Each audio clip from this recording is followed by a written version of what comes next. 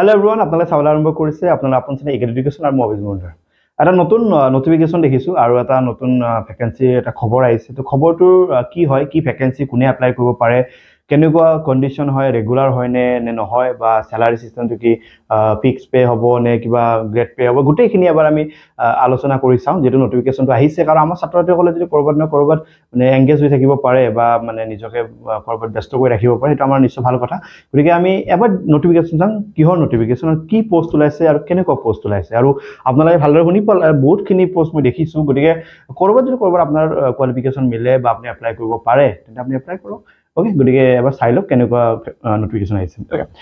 Ponfore notification of the Kobo Bisarisu, State Child Protection Society, a Homer Follow Price. Okay, I will to Department of Women and Child Development under Take, I'm government of Summer Hoy, your head office, Summer Beltola, survey. The Yate Amira advertisement, the Kisu Yat Kishuman post Diawise. Okay, post kini about a misery Palder Silo. Okay, এবাৰ post কি post আছে বহুতখিনি post দেখিছো তলফালে notification যথেষ্ট ডাঙৰ হয় তো প্ৰথমতে এটা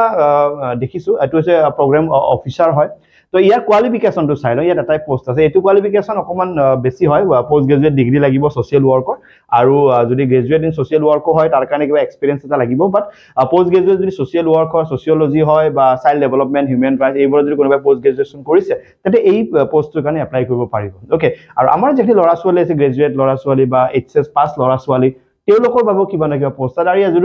মানে স্যালাৰি সিস্টেমটো সাকে ফিক্স পে ইয়াত ৰাখা হৈছে ঠিক আছে তো ইয়াৰ পিছত যদি আমি চাবলৈ যাও 2 নম্বৰ পেজত আমি দেখিছো ইয়াতে এটা একাউন্টস অফিচাৰৰ পোষ্ট আছে ওকে ইয়াতো এটা পোষ্টে আছে যে এমকম লাগিব আৰু টেলি নলেজ লাগিব আৰু 3 বছৰৰ এক্সপেৰিয়েন্স ইয়াত বিচাৰিছে ওকে আৰু এটো ইয়াত কন্ডিশন দিয়া আছে তাৰ পিছত assistant cum data entry operator এটা পোষ্ট ওলাইছে ইয়াতো এটাই পোষ্ট আছে ইয়াতে 12 পাস লাগিব আৰু ইয়াত 1 বছৰ এক্সপেৰিয়েন্স লাগিব কোনবা এনজিওত কাম কৰা হ'ব লাগিব ওকে তো 1 বছৰ ইয়াত এক্সপেৰিয়েন্স লাগিব ঠিক আছে ইয়াৰ পিছত যদি মই চাবলৈ যাও 3 নম্বৰ পেজত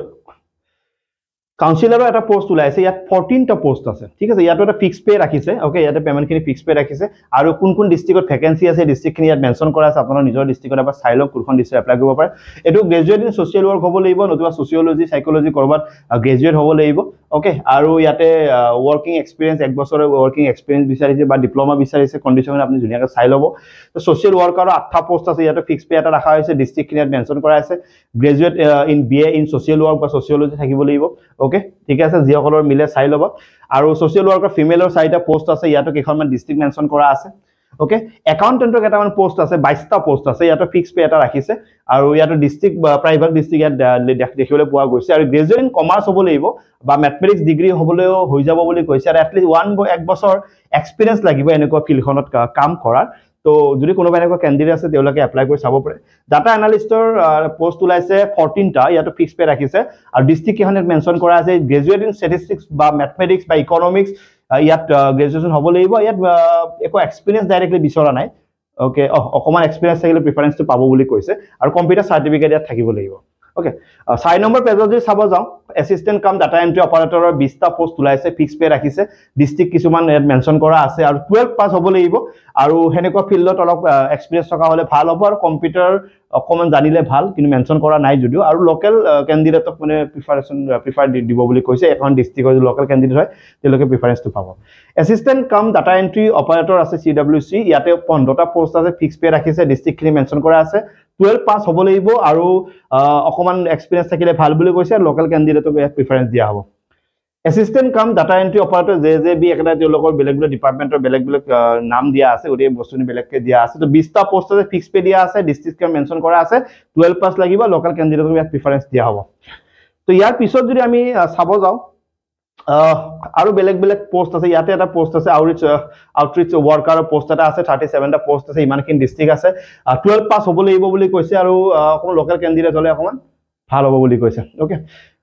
ইয়াৰ পিছত অফিচাৰ ইন চাৰ্জৰ এটা পোষ্ট আছে 9টা পোষ্ট আছে এটো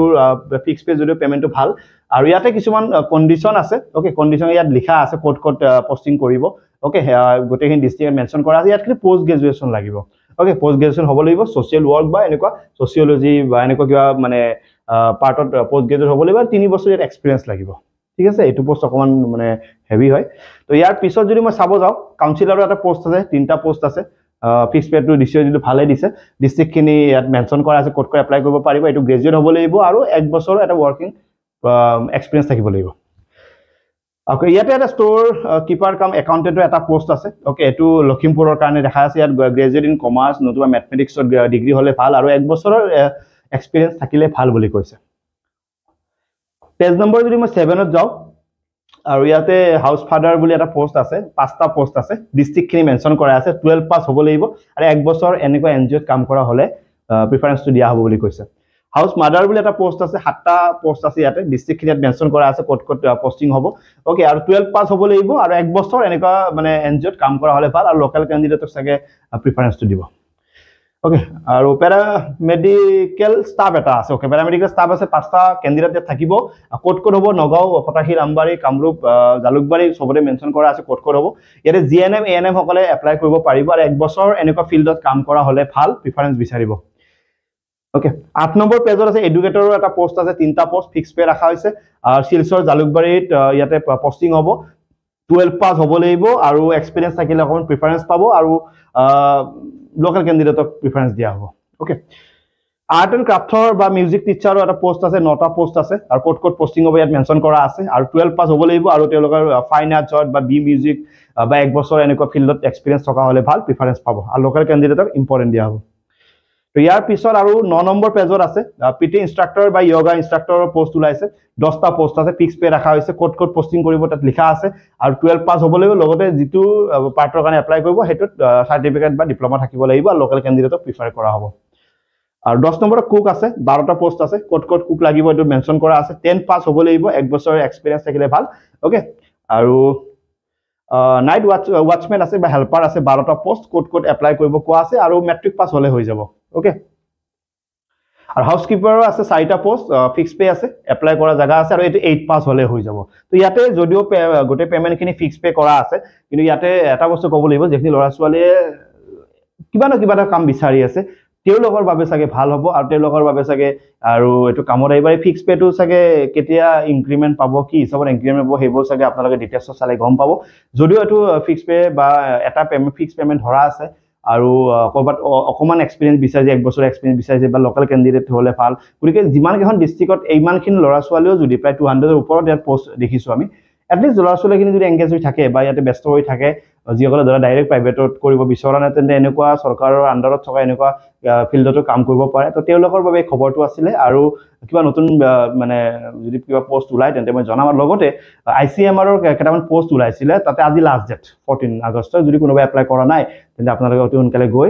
এপ্লাই কৰক কামত আহিব আশা ৰাখিব আপোনালোকে আপোনজন ইগেলিউছ থ্যাংক ইউ সো মাচ